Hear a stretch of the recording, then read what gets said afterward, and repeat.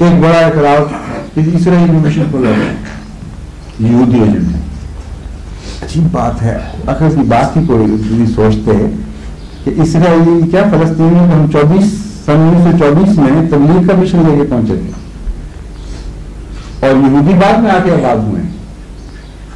کیا ہم اپنا تبلیغی مشن واپس کھینچ لیں اس لیے کہ یہود پہنچ گئے اور رسول اکرم صلی اللہ علیہ وسلم کے رسول کو چھوڑ دیں جو یہودیوں سے زہر کھا کر بھی ان کو تبلیغ کرنے پہنچتے تھے؟ یعنی سب سے زیادہ آپ کی جان پر حملے یہود نے کی ہیں، نہ مشرکین مکہ نے، نہ قریش، نہ عیسائیوں نے. پتھروں کے پاک گرائے آپ کے سروں پر جہاں آپ بیٹھے ہوتے تھے، قرآن نے بچایا، ایک الگ مسئلہ ہے. زہر دیے گئے سب یہود کی طرف. اور آخر دم تک یہود کے متعلق آپ کا رویہ یہ تھا. دو باتیں میں آپ کے سامنے رکھتا ہوں، اب دیکھ لیں کہ اس وقت نبی پہ چلنا ہے یا سنی سنائے قصوں پر چلنا ہے. ایک یہ کہ ایک موقع پر ایک جنازہ گزر رہا تھا، حضرت صلی اللہ علیہ وسلم اٹھ کے کھڑے ہو گئے. کسی نے سمجھا کہ حضرت صلی اللہ علیہ وسلم کو پتہ نہیں وہ کس کا جنازہ ہے. آپ نے اس میں عرض کیا یا رسول اللہ آپ کھڑے ہو گئے ہیں، یہ تو یہودی کا جنازہ ہے. آپ نے فرمایا وہ انسان نہیں تھا. شان ہے انسان عاشق ہو جائے، یہ ہے اخلاق. اس کو اسوہ محمدی کہتے ہیں، جس جو سورج کی طرح ساری دنیا کی تاریخ کو روشن کرنے والا حسن سلوکی ہے. اور دوسری طرف بیٹھے ہوئے مجلس میں مسائل کی گفتگو ہو رہی ہے، ایک پیغام ملتا ہے ایک عورت کا کہ اس نے تو محمدی کے نام تھا، وہ تو ایمان نہیں لاتی تھی، یہودیہ تھی.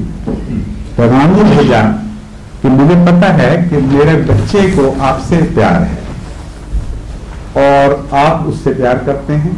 ہے وہ یہودی بچہ، مسلمان نہیں ہے، لیکن اس وقت حالت یہ ہے کہ وہ جان پانے کی حالت میں ہے اور کسی وقت بھی مر سکتا ہے. تو اگر آپ کو خیال ہو کہ آپ اسے دیکھنا چاہیں تو آپ تشریف لے آئیں. جاتے رہتے مرنے سے پہلے اس کو دیکھ لو. حضور صلی اللہ علیہ وسلم کی ایک روایت ہے کہ پیغام سنتے ہی کھڑے ہو گئے، مجلس کو ترک کر دیا اور سیدھا اس یہودی کے گھر پہنچے. بچہ واقعی نزا کی قریب پہنچا ہوا تھا، آخری حالت میں تھا، اور جاتے اس سے یہ فرمایا کہ بیٹا کیا تم یہ پسند نہیں کرو گے کہ مسلمان ہونے کی حالت میں جان دو؟ اس نے سر سے اشارہ کیا کہ ہاں میں یہ پسند کروں گا. آپ نے فرمایا ٹھیک ہے تم مسلمان تھے، اور اس کے بعد اس نے جان دے دی.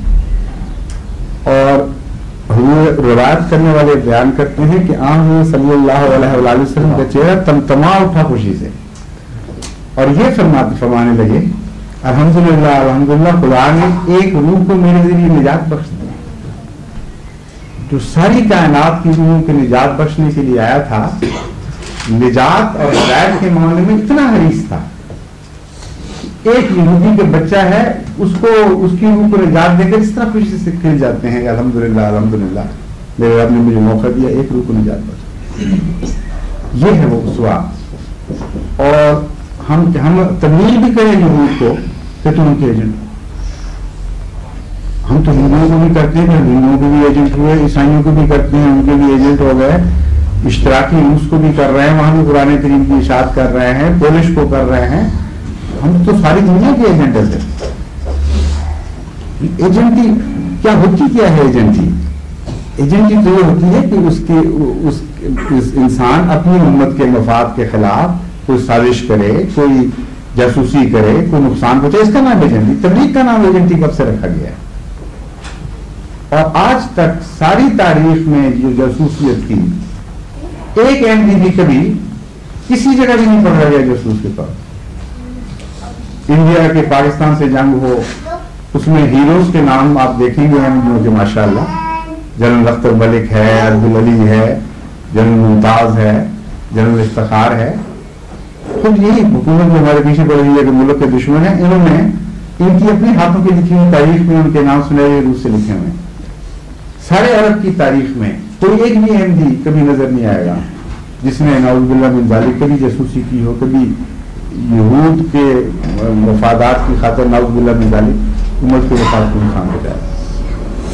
فلسطین کا معاملہ پیش ہوتا ہے، سر ظفر اللہ خان ایسا پیش کرتے ہیں کہ عرب ہاتھ چومتے تھے اس اٹھ کے، سیاہ سیدی کہہ کے مخاطب کرتے تھے، کہتے تھے آپ نے حق ادا کر دیا، اور ان کے اخبارات نے بڑے بڑے اس پر آرٹیکل لکھے۔ آج پاکستان کی حکومت کہہ رہی ہے کہ یہ ظفر اللہ خان نے فلسطین کے مفاد کو بھی ختم کر دیا، کشمیر کے مفاد کو بھی ختم کر دیا۔ کشمیر کا مفاد ہوا، یونائٹڈ نیشن میں 44 کی جو تقریریں ہیں، وہ کوئی بھی صاحب علم آدمی وہ معلوم کر سکتا ہے ان کا کیا امپیکٹ تھا۔ بینن کے چھکے چھڑا دیے تھے آدمی، انڈین گورنمنٹ کو تو مصیبت پڑ گئی تھی، اور آج ہسٹری ڈسٹارٹ کر رہے ہیں۔ تو آپ واقعاتی ہو کے دیکھیں ہم یہ لوگ ہیں کیا، ہم کس مقصد کے لیے پیدا ہوئے، کیا کر رہے ہیں، اور یہ جو رویہ ہے یک طرفہ نفرتوں کا، یہ اسلامی رویہ ہے بھی نہیں۔